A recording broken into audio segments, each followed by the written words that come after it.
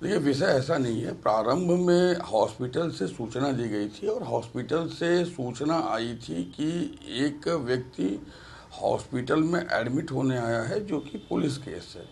Police वहाँ पे पहुँची, पुलिस ने वहाँ पर प्राइमरली चीज़ों को एग्जामिन किया, डॉक्टर से बातचीत की, और चूँकि वहाँ पर उस महिला की मृत्यु हो चुकी थी, तो उसके बाद आवश्यक जो पंचायतनामा की कार्यवाही है और जो परिजनों से बातचीत, बयान, इन्वेस्टिगेशन एंड सब्सिक्वेंटली पोस्टमार्टम और उसके बाद मुकदमा दर्ज करने की जो कार्रवाई है वो पुलिस ने किया। तो इनिशियली 302 में मुकदमा दर्ज किया गया था मर्डर में, बिकॉज वहाँ पे जो सीन ऑफ क्राइम पे चीज़ें दिखाई दी थी, कमरे में ब्लड दिखाई दिए थे, बेड पे ब्लड स्टेन दिखाई दिए थे, रूम में ब्लड के छींटे दिखाई दिए थे, बॉडी पे इंजरी दिखाई दी थी, जैसा कि हमें डॉक्टरों ने बताया था।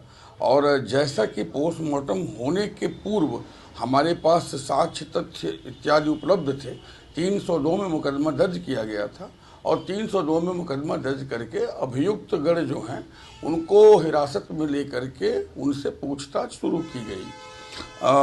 यहाँ पे जो भी एक्यूज, जो मेन एक्यूज है, वो गिरफ्तार किया जा चुका है और main accused mentally he is very strong. और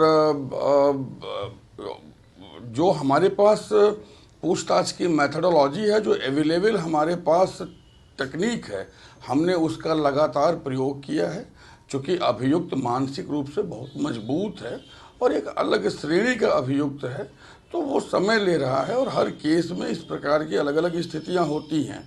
हमने अब तक जो पूछताछ किया है उसमें कुछ एक चीज़ें उसने ज़रूर बताई हैं, लेकिन बहुत सी चीज़ें हैं जो अभी तक उसने नहीं बताया है। मानसिक रूप से मजबूत इस अभियुक्त की पुलिस अभिरक्षा में लिए जाने की प्रार्थना भी हम माननीय न्यायालय से कर रहे हैं।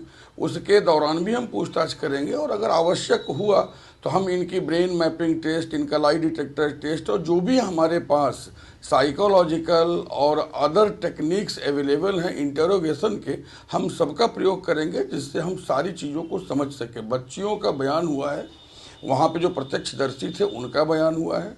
पोस्टमार्टम की रिपोर्ट में जैसे ही सेक्सुअल असॉल्ट की चीज़ सामने आई है, सेक्सुअल असॉल्ट का तथ्य सामने आया है और जो इंजरी फर्दर पोस्टमार्टम में, आफ्टर पोस्टमार्टम एग्जामिनेशन डॉक्टर्स के द्वारा बताई गई है, उसके अकॉर्डिंगली हमने सेक्शन जो है इस विवेचना में ऐड किया है और अब यह विवेचना 302 और 376 क के अंतर्गत की जा रही है। यहाँ पे जो और भी 2-3 लोग हैं उनके रोल को हम एग्जामिन कर रहे हैं। जैसा कि बयान में बच्चियों के आया है कि उस बच्ची को लेकर के ये लोग बाहर घुमाने गए थे, तो देयर मे बी सिचुएशन कि that they were aware about the situation. हम उस कॉन्स्पिरेसी की, उस अवेयर होने की और सभी चीज़ों से अवगत होने की जांच कर रहे हैं, टेक्निकल, ह्यूमन इंट बेस्ड और पूछताछ के द्वारा भी।